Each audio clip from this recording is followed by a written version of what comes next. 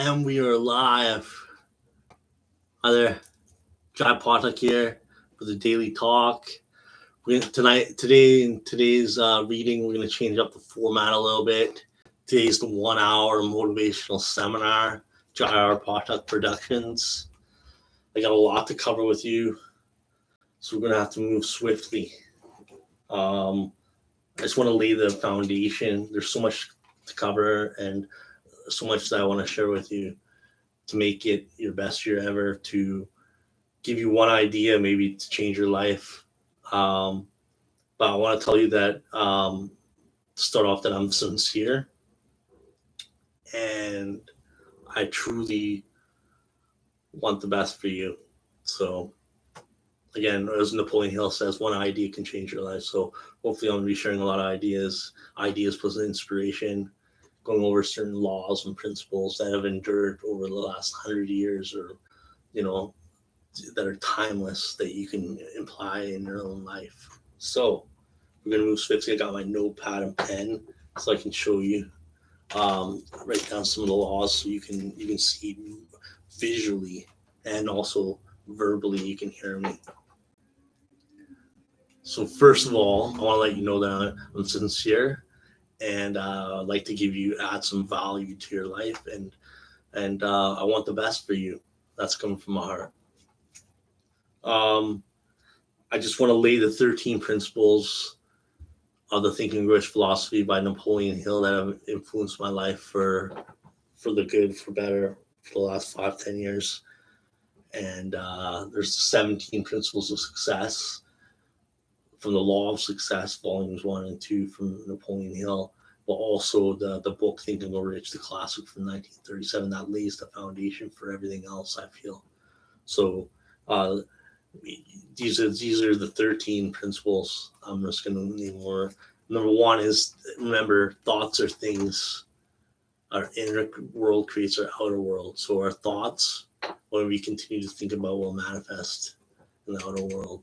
So we want to focus on our goals, focus on what we want. What do you focus on expands. Number 2 is desire. That's always the first step to achievement, desire. And then next is, second is faith.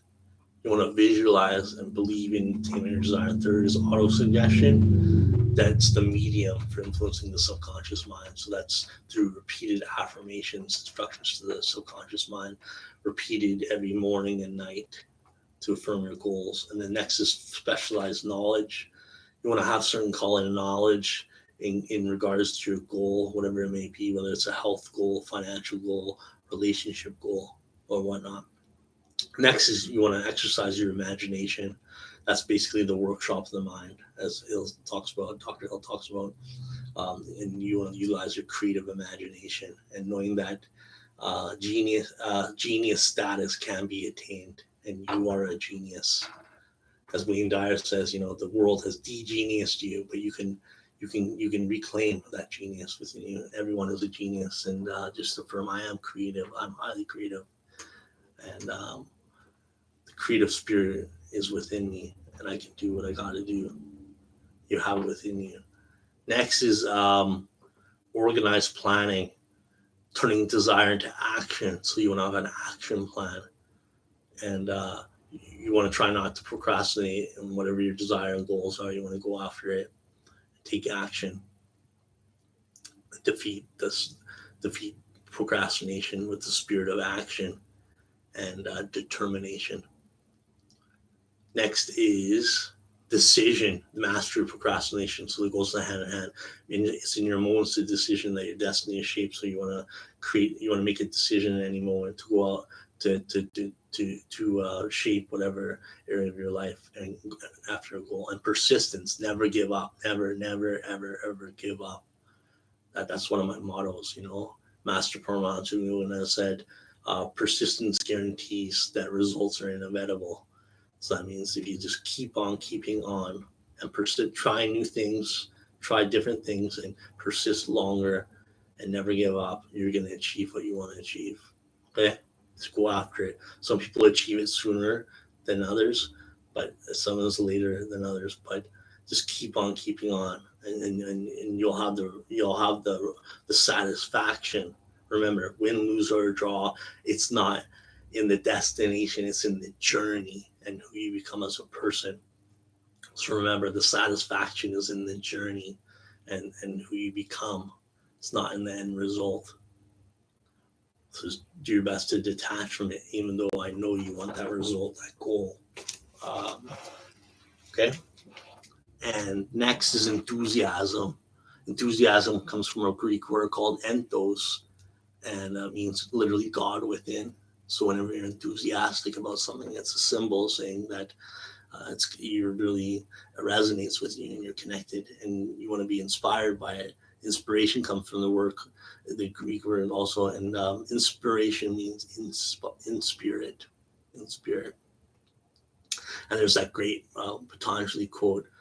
One of my favorite quotes of all time, and Wayne Dyer's favorite quotes. I love it. It gives you it gives you a sense of possibility and hope and chance, and knowing that you can achieve whatever you need to achieve if you just get inspired enough. Inspirational. It talks about when you're inspired by some great purpose, some extraordinary project, all your thoughts create their bonds. Your mind transcends limitations. Your consciousness expands in every direction, and you find yourself in a new, great, and wonderful world. Dormant forces, faculties, and talents become alive, and you discover yourself to be a far greater person by far than you ever dreamed yourself to be. That's what it is to be inspired. You're in that whole, like in the movie Aladdin, it talks about, there's that song by Regina Bill and People Bryson called A Whole New World. So when you're in that inspired peak state, you're in a whole new world where everything is possible. So that's why I really like that quote from Patanjali, the author of Yoga Sutra. So keep that, you want to put that up on the wall somewhere and repeat that inspirational quote often. Okay. Next is the subconscious mind, and we want to utilize the power of our subconscious mind to achieve our goals faster than ever before. So achieving our goals maybe in 3 to 5 years instead of like 20 years. That's the power of our subconscious mind. Or we want to be working smarter and not harder, and be more productive and using our time more wisely. We're the master of our moments in our life. And you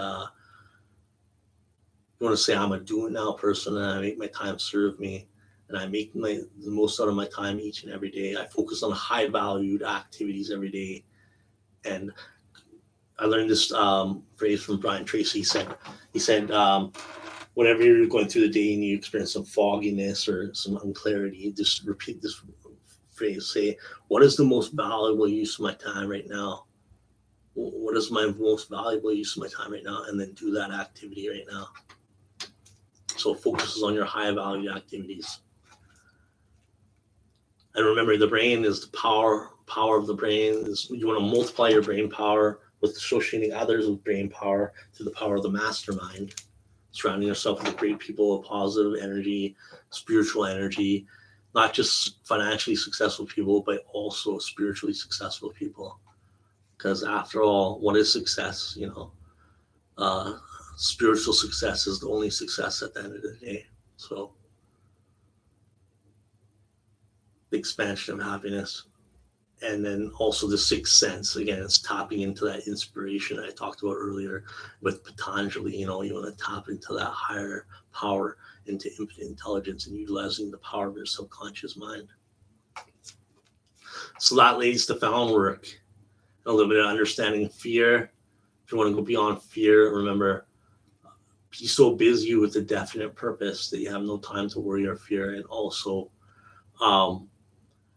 have a burning desire for your achievement, and that'll eliminate all fear and just focus on your goal and your vision. That lays the foundation of the philosophy of the Thinking Rush philosophy that really guided my way, and I wanted to share that with you.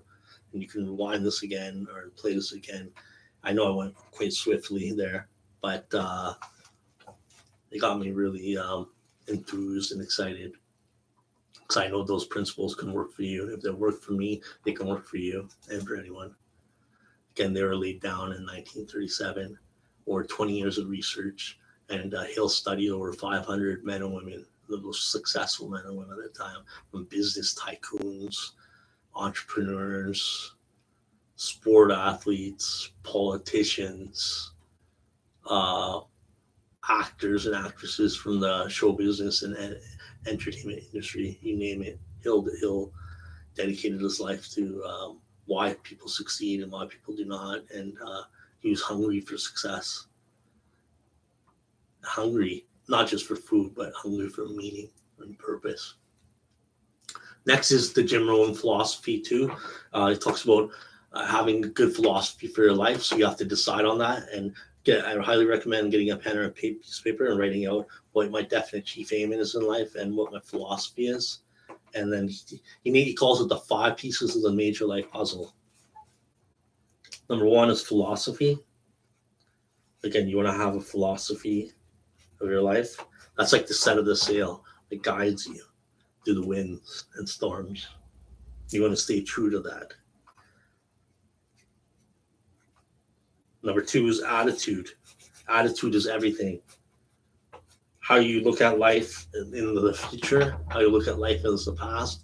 If you had some bad experiences in the past, best the advice I can give you, as one of my mentors said, is use that as a school. Hard school might have been, but don't use it as a club to beat over your head.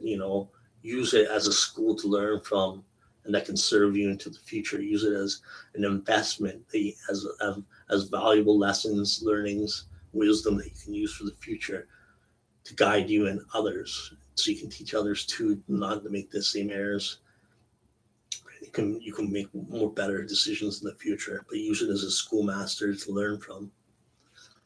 In the future, you can look at it in 2 ways. You can look at it in apprehension, not looking forward to the future because it's not well designed. You didn't lay it out, design, and form goals on paper and on your goal cards. Or you can look at it in anticipation. You're looking forward to the future because you have it well designed. Remember, there's a difference between living a life and designing a life. Most people just live their life and go through it unconsciously. You want to design a life on purpose. And if you're serious, you want to get a journal or a pad and paper and write it down. Okay. Next is activity. That's basically action. You want to take action. You want to take your philosophy and attitude and invest them into action, into activity. And the 4th is, after philosophy, attitude, and activity, you get results. And that's the big key, is what do you do with your results? Success is a numbers game, as Jim Rohn says. My mentor, he said, success is a numbers game. That's a good note to make. Once you get the results, the key now is to, as you use the word fashion, you want to fashion your lifestyle. And lifestyle, again, is how you want to live. If you earn well, you want to live well. So that's the 5 major pieces. So again, you want to go through that.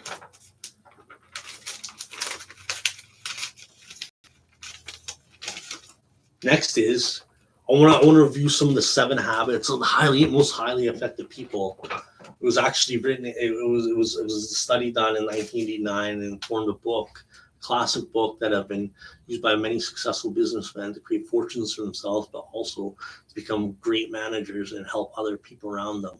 It was called 7 Habits of Highly Effective People by Stephen Covey. And I want to go over the 7 habits with you right now and discuss a little bit of them. 1 is, I think it's very important. It's called being proactive.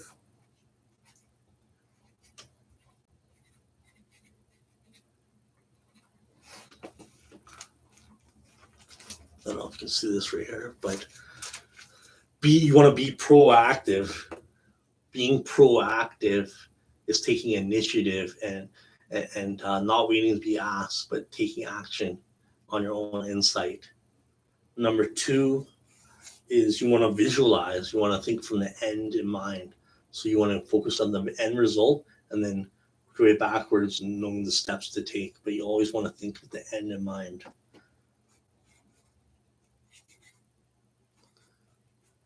Power of visualization. Again, you want to utilize your imagination and exercise. Again, good times to visualize are first thing in the morning or right before going to bed. That's when the subconscious is much passive and receptive to images and thoughts and ideas. Third is putting first things first. That means you want to do the most difficult things of your day first, and you want to prioritize them. You want to focus on your higher valued activities and do them first.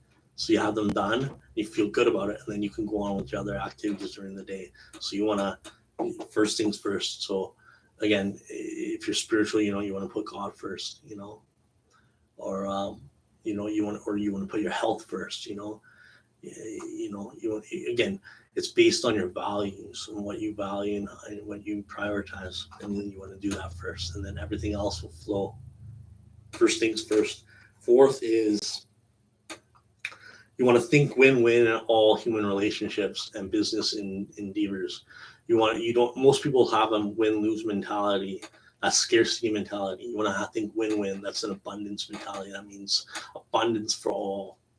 Win-win. That means we're all going home, or none of us are going home. It's being a team player. It's how can I help you get what you want, to get what you need, so then I can feel good about me, and then I can give more of that to other people. So it's a win-win situation, not win-lose. You always want to think, well, you want to look out for the next person and say, well, what would be best for that person, or how can I help that person get what they want? That's a good question. Next is you want to. This is a Bible phrase, and it's a spiritual philosophy again, and it's called. These are really ancient principles that have endured through hundreds and thousands of years, but how we really put them together very nicely and highly effective people. 7 habits.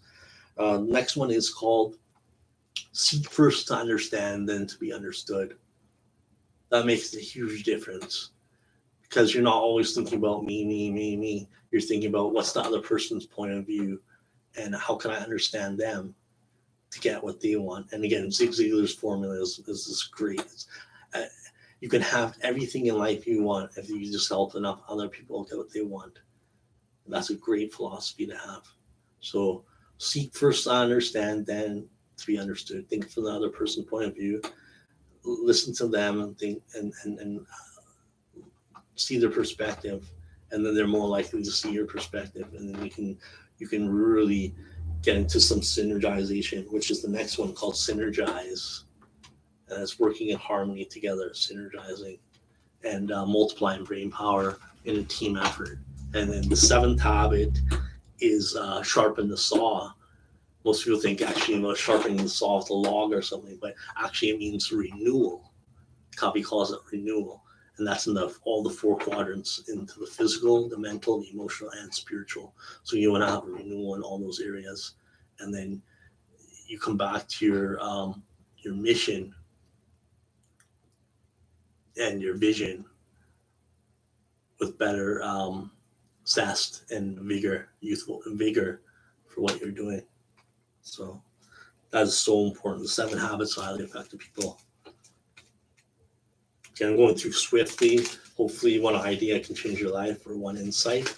So, and then next is I want to talk about Deepak Chopra's 7 spiritual laws of success, the 7 laws, which I highly recommend you go and read. It was written in '92, and it also goes hand in hand with creating affluence. But the first law is pure potentiality. That is so important. Law of pure potentiality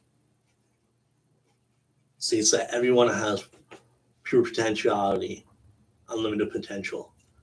And to tap into that, you wanna spend a little bit of time in nature, a little bit of time in silence each day. If you get a chance, if it's a nice day, you want to take off your shoes and socks and wear barefoot on the grass. Or if there's a beach nearby, you want to walk maybe barefoot on the sand on the nice beach there with the water flowing, and really get in touch with nature. With this technology, everyone's getting pulled away from nature. You need to get back into it. You need to get more in tune with it. And I think that is key. And then also in silence and meditation, 20 minutes in the morning, 20 minutes at night, where we tap into that unified field, and we tap into that higher guidance and source of wisdom, which is God, uh, generator, organizer, and dispenser of all reality. I like that. Law number two is giving or receiving. We want to be a giver. The secret to living is giving. We want to, the more we give, the more we receive. So we want to be an excellent receiver, but also we want to be a good giver. And third is the law of karma and cause and effect. Again, cause and effect means um, all our thoughts and our actions produce a opposite effect.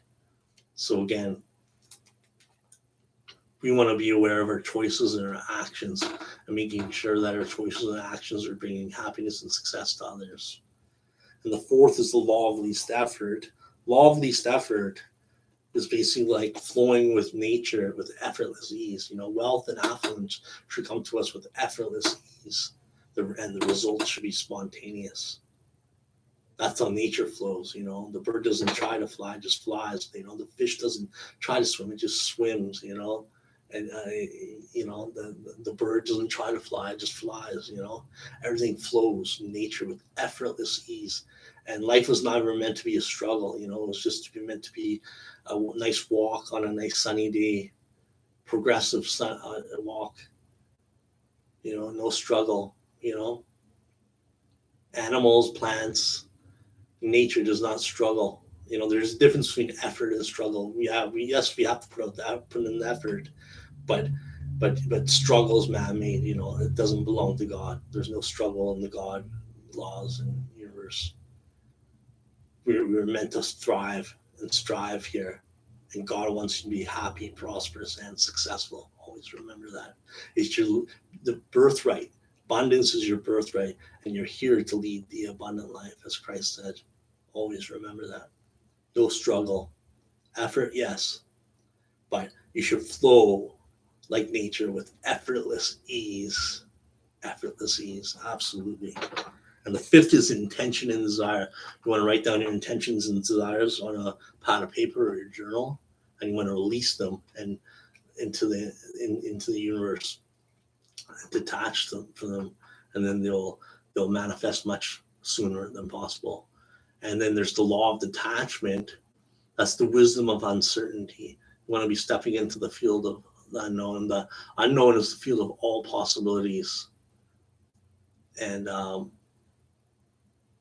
you want to do that with carefreeness. And I think there's a quote from Deepak Chopra. He says, "If you don't have carefreeness in your life, you have nothing." I love that. So that means like being childlike and having that enthusiasm, always having that carefreeness. Carlos Castaneda and Don Juan always says, life is either an adventure, a daring adventure, or nothing. Like you gotta leap deep into the unknown with abandon and carefreeness, and having faith and trust in the universe that everything will flow and will just work out fine as you want it. And the seventh law is the law of Dharma, which is I align with it. That's one of my favorite laws, is the law of purpose in life. Everyone here on this planet has a Dharma, or a piece to the puzzle. We all have unique gifts and talents, and when we blend them and serve to humanity, we experience our own spirit, our exaltation spirit soar to another level.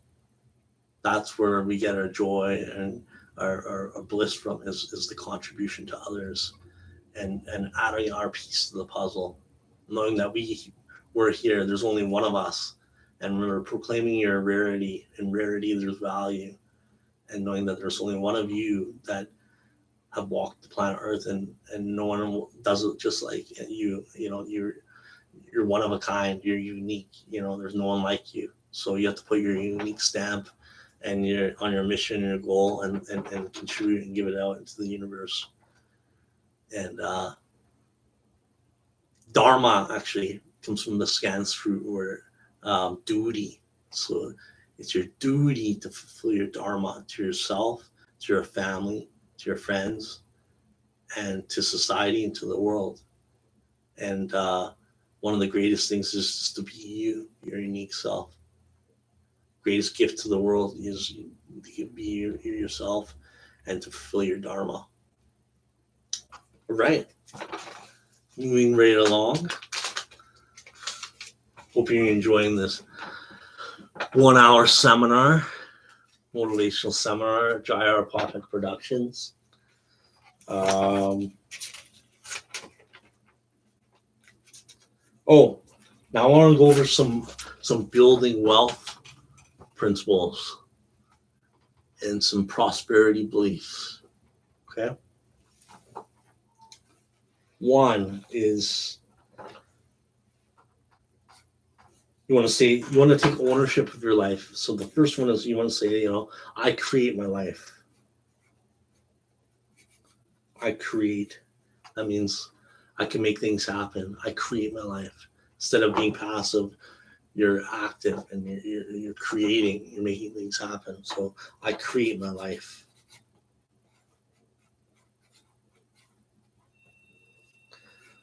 Two is you can either play the money game to win, or you can play it to lose. You can play it on defense, or you can play it on offense. I highly recommend you playing on offense. So you can say, I play the money game to win is my intention to create wealth and abundance, affluence,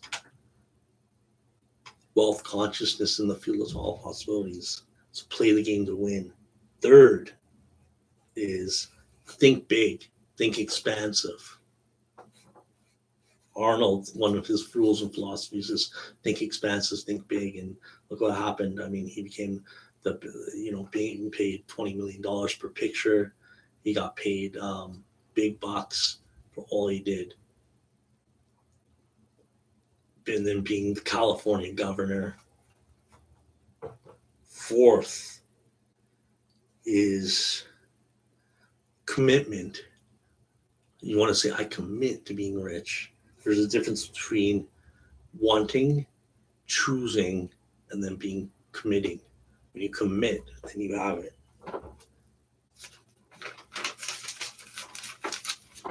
Fifth is be an excellent receiver. You want to be a great giver, but you also want to be an excellent receiver. And sixth is you want to focus on opportunities. Whatever you focus on expands. So you want to focus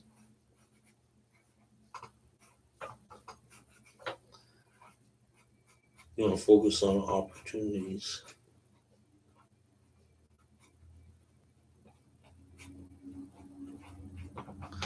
I don't know if you can see this right here, but focus on opportunities. What you focus on expands. Next is you want to role model. You want to use modeling to basically shortcut yourself to success, to make it more effortless. So you want to admire other successful people and role model them. Find out what their mindset is, their belief systems, and use their model and their blueprint and story for success and modeling.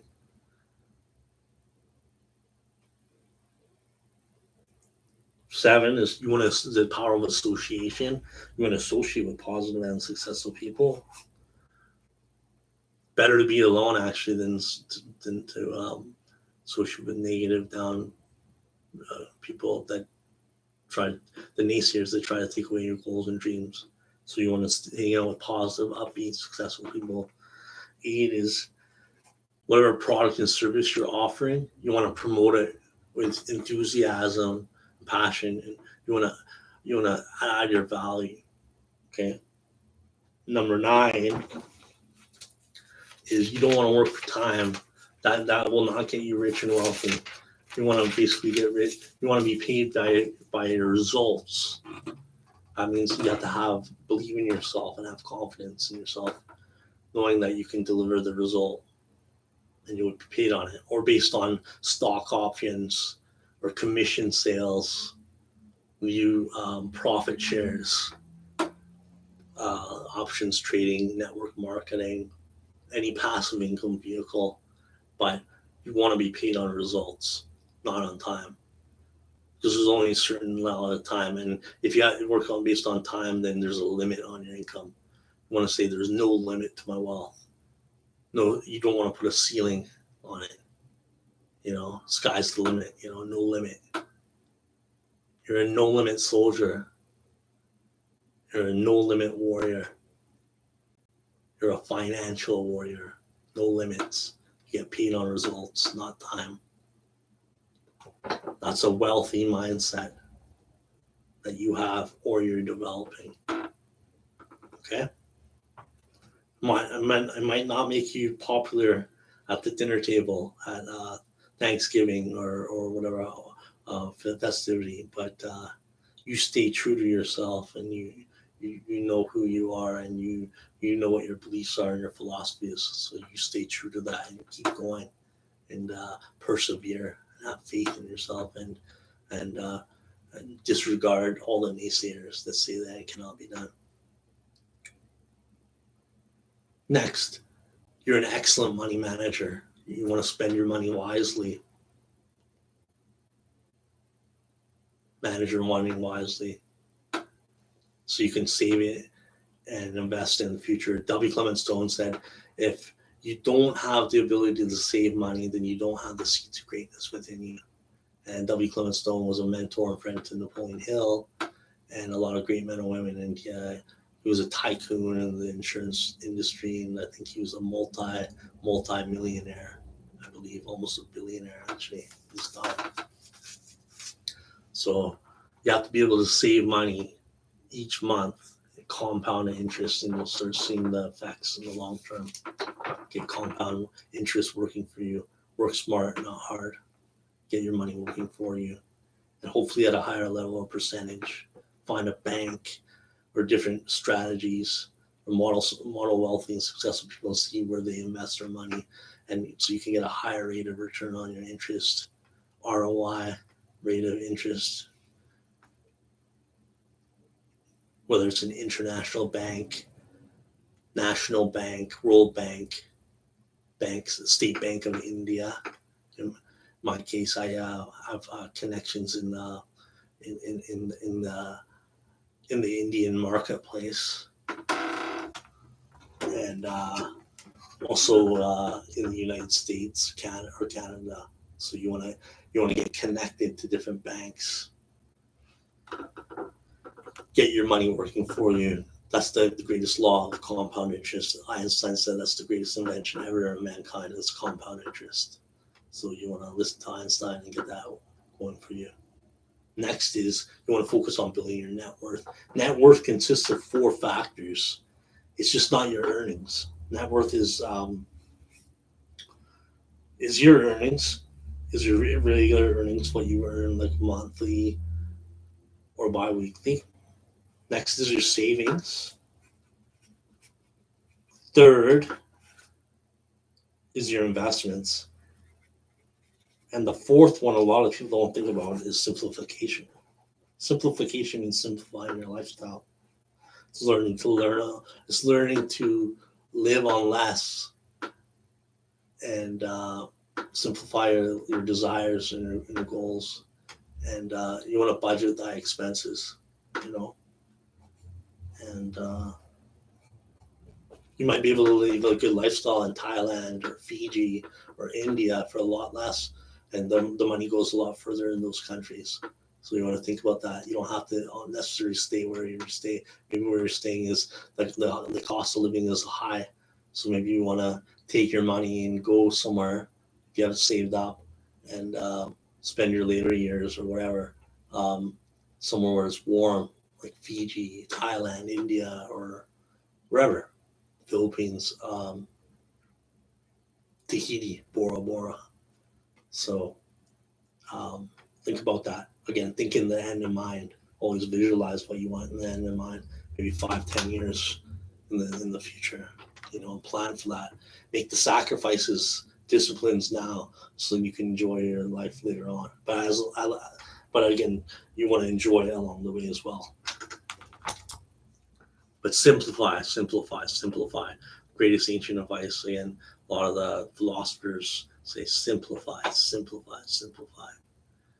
my master partner Sugananda said, simplify your outer life, but build inner mansions of beauty, peace, and feeding gardens inside, but living simply outside, but building inner mansions inside.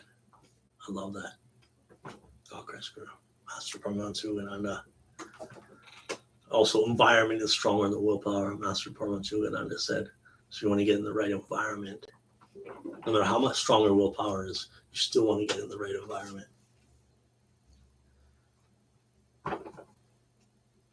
Next is taking action. You want to act in spite of fear. Always act in spite of fear.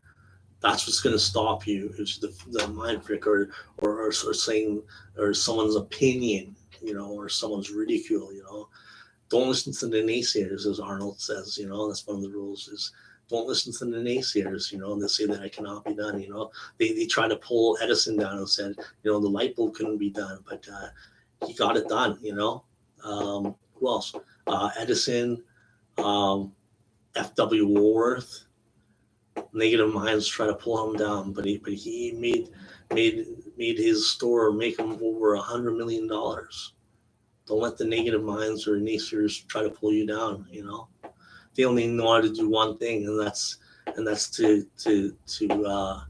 criticize or ridicule or give opinions. And again, opinions are the cheapest commodities on earth because people have so many other opinions and they absolutely mean nothing. They're just a thought bubble.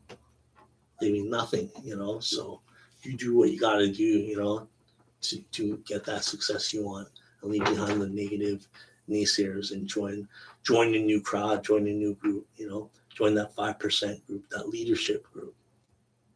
As William Danforth said in the classic self-help book, I Dare You, he says 95% of people in life settle for a level of mediocrity. Only 5% of people go on to leadership levels. Join a new crowd, join a new group, join that 5% group that goes out and buys Think and Grow Rich, that buys The Richest Man in Babylon, As a Man Thinking. Only 5% do, and be in that 5% of the leadership group. Oh, I'm going to give you this. These are the 11 qualities and 11 attributes of leaders and leadership and qualities and attributes of the greatest achievers of all time. 1 is unwavering courage. You might want to write this down on paper. 2 is self-control. 3 is a keen sense of justice. 4, definiteness of decision. 5, definiteness of plans. 6 is the habit of doing more than paid for. 7 is a pleasing personality. 8 is sympathy and understanding. 9 is mastery of detail, and 10 is assuming full responsibility, and 11 is the ability to cooperate with others. So those are the 11 qualities and attributes. You want to write them down, and I suggest putting them up on your wall where you can see them, whether it's on the mirror in the bathroom or somewhere in your room by your bedside. And every day, just review, put your awareness and your attention on the 11 qualities and attributes. And soon, the results will be spontaneous, and you'll absorb those qualities and attributes. Just put your focus and attention on them each day and go down the list and repeat them like an affirmation, and you'll absorb those 11 qualities and attributes. Because again, the quality of our life is the quality of our attention, and we want to put our quality of our attention on our goals and desires and like attributes and qualities that we want in ourselves, that we admire in others. And the final one is you want to constantly learn and grow. Constantly learning and growing. It's a constant process, never-ending improvement. So continuous pursuit of knowledge is the key to a healthy, wealthy, and happy life. Seems like you're going to be out a little bit early today in the 1-hour seminar. Moving on about 45 minutes. So you get to go out a little bit early today, early for the session. But I hope what I shared with you is of value to you, and hopefully one idea will make you think differently, one insight. Hopefully you got a hunch or an inspired idea. But I hope what I talked about, really resonated with you and made a difference in your life. And I really hope that that something in here can make a difference in your life and that I've shared. I'm sincere, and you know, and you are the greatest miracle in the world. You're unique. You can do anything. You have unlimited power. And thanks for watching the daily talk. And again, this was a different format. Today we did the 1 hour motivational seminar, and I hope you gained a lot of value out of it, and it made a difference for you. Okay, take some good notes, review it from time to time, post some good notes, maybe possibly on the wall or in the mirror in your kitchen, whether on the kitchen door or on the mirror in the bathroom or in your room, somewhere it's visible where you can see it at least night and day. All right. God bless you, and I'll see you next time on the Daily Talk. Thanks for listening. Bye for now.